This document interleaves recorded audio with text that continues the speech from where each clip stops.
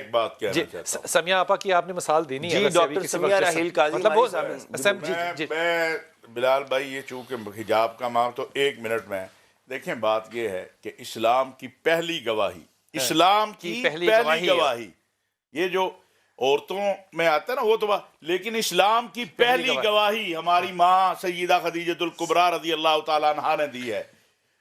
آپ مجھے بتائیے غزوات کے اندر سیدہ فاطمہ سیدہ عائشہ صحابیات ان کے ساتھ زخمیوں کی مرہم پٹی کون کر رہا ہوتا تھا؟ بخاری شریف. کاروبار سے لے کر زخمیوں کی عیادت مرہم پٹی تک. اور ادھر عمر بن خطاب ابو بکر صدیق عثمان غنی حیدر کرار جا کے مسئلے کن سے پوچھ رہے ہیں؟ سیدہ فاطمہ سے سیدہ عائشہ سے سیدہ حفصہ سے. تو نہ اسلام نے عورت کو تجارت سے منع کیا نہ تعلیم سے منع کیا نہ ڈاکٹر بننے سے منع کیا نہ میدان سے منع کیا. جہاد کے میدان میں بھی کھڑی ہے. آج صرف اس بات پر یقین کرنے کی ضرورت ہے جو ہمارا نہیں ہے. آج اگر یہ یقین 56 مسلم حکمرانوں میں آ جائے جو اس بچی کا یقین تھا, آج یہ یقین محراب و منبر کے پاس آ گئے. 56 ملکوں والا جملہ پھر سے کہنا ہے. آج یہ میں اپنی طرف آتا ہوں. آج یہ یقین محراب و منبر کے پاس آ جائے کہ جو اس بچی کا یقین تھا. اور یاد رکھیں یہ مودی سرکار اور یہ آپ یہ دیکھیں اس بچی نے آپ 10 سال محنت کرتے ان مظالم کو بتانے کی. اس بچی کے ایک اللہ اکبر نے اس سے زیادہ اثر کیا ہے.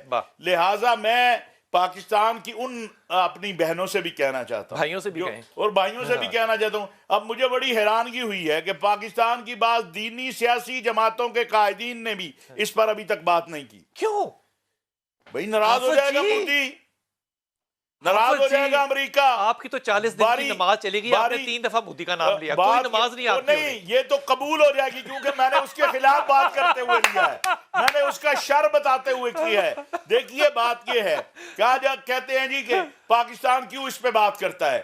پاکستان امت مسلمہ کی واحد ایٹمی قوت ہے, اور یہ حکم مجھے میرے آقا علیہ السلام نے دیا ہے کہ اگر مسلمان کے کسی بھی جسم کی طرح ہے نا المسلم کالجسد الواحد, مجھے بات کرنی ہے, مجھے فلسطینی کی بھی بات کرنی ہے, کشمیری کی بھی بات کرنی ہے. لیکن آپ مجھے اس پہ توجہ کیجئے, وہ آپ جانتے ہیں نا عزر الدین اویسی صاحب کو جو بڑا بہت بولنے والے, وہ جب یہ جملہ کہتے ہیں کہ بھاڑ میں جائے پاکستان, تو پھر آپ کو اس پہ شرم نہیں آتی کہ وہ مسلمان انڈیا کے اندر ریپریزنٹیٹو یہ کہہ رہا ہے کہ بھاڑ میں جائے پاکستان؟ میں ان سے یہ کہنا چاہتا ہوں ہم آپ کی مجبوریاں سمجھتے ہیں لیکن الفاظ کا چناؤ اچھا کریں.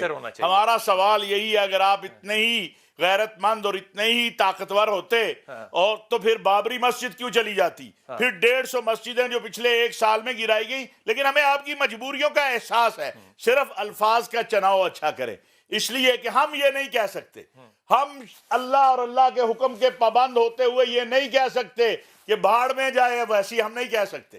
اس لیے کہ ہمیں اللہ کے نبی صلی اللہ علیہ وسلم نے جو مفہوم دیا ہے, قرآن و حدیث نے جو ہمیں بتایا ہے مسلمان کا, وہ یہ ہے کہ ہم ایک جسم کی طرح ہیں. جسم کے کسی بھی حصے میں تکلیف ہوگی, ہمیں تکلیف ہوگی, آپ کو نہیں ہوتی نہ ہو, ہمیں آپ سے کوئی, اور آپ کی مجبوری ہے, ٹھیک ہے ہم سمجھتے ہیں آپ کو یہی کرنا چاہیے, لیکن یہی سیاسی مجبوری پھر ہماری جماعتوں کی بھی ہے. الفاظ کا چناؤ اچھا ہونا چاہیے. جی الفاظ چاہے برے ہو گئے, لیکن کیا ہماری مجبوریاں بھی ہیں مذہبی جماعتوں کی, سیاسی جماعتوں کی؟ یہ دیکھیے ہماری کیا مجبوری, یہ ہماری مجبوری ہے, یہ جو ہے نا خوش رکھنا, اقتداء, اپنے آپ کو ثابت کرنا, اپنے, یہی تو مصیبت ہے, یہ ثابت کرنا کہ ہم تو بڑے لبرل ہیں.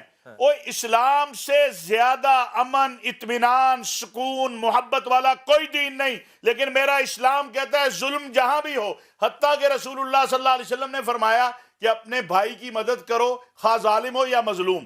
صحابہ نے کہا یا رسول اللہ ظالم کی کیا مدد کریں, کہا اسے ظلم کرنے سے روکو. کیا بات ہے, کیا بات.